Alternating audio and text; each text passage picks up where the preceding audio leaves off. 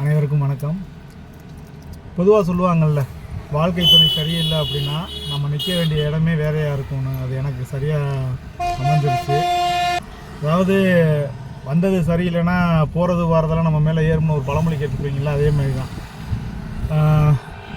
சரி, நம்ம குடும்பம்னு நினச்சி சம்பாதிச்சு நம்ம குடும்பத்தினர் அப்படின்ற ஒரு பேருக்கு நான் வாங்கின இடம், கட்டின வீடு, சம்பாதிச்ச பொருள் எல்லாத்தையுமே மொத்தமாக இழந்துட்டு இன்றைக்கி எதுவுமே இல்லாமல் நிற்கிறேன். உங்கள் எல்லாருக்குமே தெரியும் நான் எந்த அளவுக்கு முடியாமல் இருந்து இப்போ ரெக்கவரி ஆகி இந்த அளவுக்கு இருக்கேன்னா ஆண்டவன் புண்ணியம்தான். ரெண்டாவது, உங்களை மாதிரி ஆட்கள் எனக்காக நிறையா வேண்டிக்கிட்டீங்க, பண உதவியும் செஞ்சீங்க. உங்களை மாதிரி ஆட்கள் கூட ஒரு காட்டுற பாசத்தை கூட நான் என்னுடைய குடும்ப உறுப்பினர்கள் காட்டலை. நேற்று நான் என்னுடைய வீட்டுக்கு காவல்துறையினோட அனுமதியோடு போயிருக்கேன். ஏன்னா வீட்டுக்குள்ளே விட மாட்டேன்ட்டாங்கன்னு சொல்லிட்டு என்னுடைய வீடை பார்க்குறதுக்காண்டி போயிருக்கேன். வீட்டுக்குள்ளே ஒரு பொருள் இல்லை, எல்லா பொருளையும் அள்ளி தானம் கொடுக்குற மாதிரி கொடுத்துருக்கானுங்க. கட்டில், பீரோ, ஃப்ரிட்ஜு, வாஷிங் மிஷின் எல்லாமே என்னுடைய வீட்டில் இருந்த பொருளை ஃபுல்லாக அள்ளியிருக்கானுங்க. என்னுடைய படித்த சர்டிஃபிகேட்டு, என்னுடைய கல்யாண ஆல்பம் எதுவுமே இல்லை, ஒன்று கூட இல்லாமல் எல்லாத்தையும் அள்ளி இறச்சிட்டானுங்க. வீட்டையும் ஒரு பக்கத்தை உடச்சிருக்கானுங்க. இது இன்னும் காவல்துறைக்கு தெரியாது. இப்போ தான் ஒரு நண்பர் மூலமாக அந்த விஷயம் வந்துச்சு. வீட்டை ஒரு பக்கம் உடச்சி தான் உள்ளே போயிருக்கானுங்க. வெளில நான் பூட்டியிருந்த பூட்டையும் உடச்சிட்டானுங்க. இது மட்டும் இல்லை, நம்ம வாங்கின இடத்தையும் நம்ம ஹாஸ்பிட்டலில் இருந்த சூழ்நிலையை பயன்படுத்தி அவங்க அந்த டாக்குமெண்ட்டை உள்ளேருந்து வீட்டுக்குள்ளேருந்து எடுத்து அவங்களுடைய பெயருக்கு மாற்றுறதுக்கு முயற்சி பண்ணி மாற்றிட்டதா சொல்லியிருக்கானுங்க. இப்போ அதுக்காண்டி தான் விசாரணைக்கு உட்காந்துருக்கோம். தயவுசெய்து நான் ஒன்று தான் சொல்கிறேன், அப்பா, அம்மா, அண்ணன், தம்பி, தங்கச்சி, இந்த மாதிரி உறவு முறைகளை நம்பி யாரும் ஏமாந்துடாதீங்க. நான் ஏமாந்ததே கடைசியாக இருக்கட்டும். எனக்கு முடியாமல் கிடந்து இப்போ கிட்டத்தட்ட உங்களுக்கே தெரியும் 2 வருஷமாக நான் வந்து இந்த மெடிக்கலில் போட்டு சுற்றிக்கிட்டு இருக்கேன். நான் ஃபஸ்ட்டு ஒரு ஆப்ரேஷன் பண்ணது, அதுக்கப்புறம் கேன்சர் ப்ராப்ளம் கண்டினியூவாக அப்படியே அலைஞ்சிக்கிட்டே இருக்கும். இன்னும் இப்போ தான் ஒரு திருப்தியாக என்னால் ஒரு ட்ரெஸ்ஸிங்கே பண்ண முடிஞ்சிருக்கு.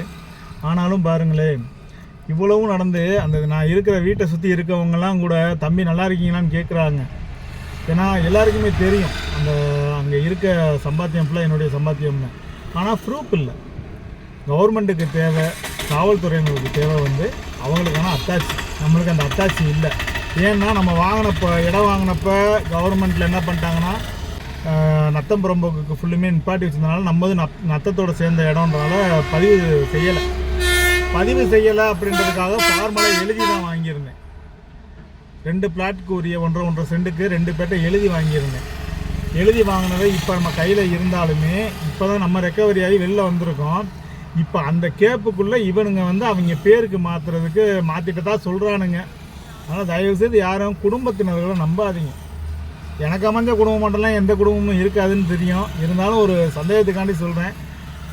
நிறையா குடும்பங்கள் கூட்டு குடும்பமாக இருக்கிறதெல்லாம் உண்மையிலேயே ரொம்ப பெரிய விஷயந்தான். நான் அப்படி நினச்சி தான் ஒன்றுமுன்னா இருக்கணுன்றதுக்காகத்தான் ஒரு வீட்டை கட்டி அங்கே பக்கத்தில் இடத்த வாங்கி கார் பார்க்கிங் போட்டு எல்லாம் நீட்டாக டீசெண்டாக இருக்கணும்னு நினச்சேன். ஆனால் இருக்க எல்லாத்தையும் கட்டி விட்டானுங்க. வீட்டில் ஒரு குழந்தை இல்லை, ஒரு மருமக கிடையாது, எல்லாத்தையும் அடித்து விரட்டி விட்டு எல்லாத்தையும் சண்டையை போட்டு தெருவுக்குள்ளே கூட விடலை. இப்போ தான் ஒரு அம்மா பேசுனாங்க. அவங்க சொல்லும் போது சொல்கிறாங்க, ஆத்தா உங்கள் வீட்டு ஆளுகட்டெல்லாம் வாயாக இருக்குது, இவ்வளவு பேச்சு பேசுகிறாங்க. எனக்குலாம் ரொம்ப ஆச்சரியம். முன்னப்பின்ன தெரியாதவங்க கூட நம்மளுக்காக ப்ரே பண்ணி நம்மளுக்காக காசு கொடுத்து இந்த ட்ரீட்மெண்ட்டை பாருங்கள், இதை பாருங்கன்னு சொன்ன காலத்தில் இத்தனை வருஷமாக நம்ம ஓடி உழைச்சி, எனக்கு தெரிஞ்சு 14 வயசு நான் ஃபஸ்ட்டு டைம் வேலைக்கு போகும்போது 12th வரைக்கும் படிச்சிருக்கேன். ஆனால் 14 வயசில் நான் வேலைக்கு போனது எதுக்காக போனேன்னா பார்ட் டைம் ஜாப், கஷ்டம்னா என்னென்னு தெரிஞ்சுக்கணுன்றதுக்காண்டி போனேன்.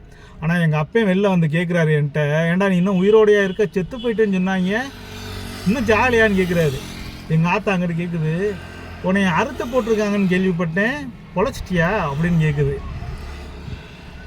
என் கூட பிறந்தவன் என் கடைவாசல் நின்று காசு வாங்காத நாளே கிடையாது. என்கிட்ட மட்டும் இல்லை, இந்த என் ஒய்ஃப்கிட்ட ஃபோன் பண்ணி அந்த பிள்ளைகிட்ட காசு போட சொல்லி நான் போட்டு விட்டு அவ்வளவையும் வாங்கி தின்றுருக்கான்.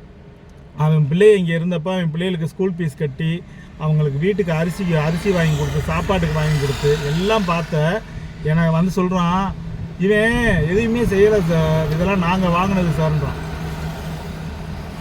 அப்போ எவ்வளோ ஒரு வேதனை இருக்கும் பார்த்தீங்கன்னா. வீட்டுக்கு போகும்போதெல்லாம் வேலை முடிஞ்சு போகும்போது அவ்வளோ சம்பாத்தியம். ஏன்னா நம்மளுக்கு டீ டோட்டலர்னால மற்ற செலவு இருக்காது, அவ்வளவையும் கொண்டு போய் செஞ்சேன் வீட்டில். இன்றைக்கி நம்மளுக்கு ஒரு 500 வேணும், 1000 வேணும்னா கூட நான் அடுத்த ஆள்கிட்ட எதிர்பார்க்குற அளவுக்கு சூழ்நிலையாக ஒரு இதில் இருக்கேன். ஏன்னா கடையுமே இப்போ ரன்னிங் வந்து கொஞ்சம் ப்ராப்ளமாக இருக்கிறதுனால கடை வேறு இடம் பார்க்குற மாதிரி ஒரு கஷ்டத்தில் தான் என்னுடைய வாழ்க்கையும் போய்கிட்டு இருக்குது. சரி, நம்ம சொந்த வீடு இருந்தால் அந்த அலைச்சல் இல்லாமல் இருக்குமே, ஒரு நாளைக்கு 60 கிலோமீட்டர் வண்டி ஓட்ட முடியலன்னு சொல்லிட்டு நம்ம சொந்த வீட்டுக்கு போகலாம்னா, இப்போ வீடே சொந்தமாக இல்லை, உன்கிட்ட எதுவுமே இல்லைன்ற இடத்துக்கு நான் தள்ளப்பட்டிருக்கேன். தயவுசெய்து சொல்கிறேன், யாரையும் நம்பாதீங்க. நாளைக்கு 15 தரேன், இன்றைக்கி 15 தரேன், அம்மா செய்ய மாட்டேனா அப்பயும் செய்ய மாட்டேனா உனக்குன்னு கேட்டாங்கன்னா செய்யாதீங்க. நிறைய வீட்டில் பார்த்துட்டேன், ஊர் உலகத்தில் இருக்கிறதெல்லாம் சேர்த்து வைப்பானுங்க. மகனுக்கு, மகளுக்கு, பேரம்பிள்ளைகளுக்கு, பேத்திகளுக்குன்னு சேர்த்து வைப்பானுங்க. ஆனால் என் வீட்டில் என்ன தெரியுமா, என் ஒருத்தன் சம்பாத்தியம் அவ்வளவையும் பிடுங்கி வச்சுக்கிட்டு தெருவில் நிற்க வச்சுருக்கானுங்க. என்னை நம்பி வந்த பிள்ளைக்கு என்னால் எதுவும் செய்ய முடியலன்ற ஒரு ஆதங்கம் எனக்கு நிறையா இருக்குது. ஆண்டவன் சோதிப்பேன், அப்புறம் பொழுதுபோக்க நம்மளே பயன்படுத்துவான்னு சொல்லுவானுங்க, காமெடியாக சொல்லுவானுங்க. என்னை ரொம்ப பயன்படுத்திக்கிட்டு தான் இருக்கார். என்னைக்கு நல்லது நடக்க போகுதுன்னு தெரியல எனக்குலாம். யாரையும் நம்பாதீங்க.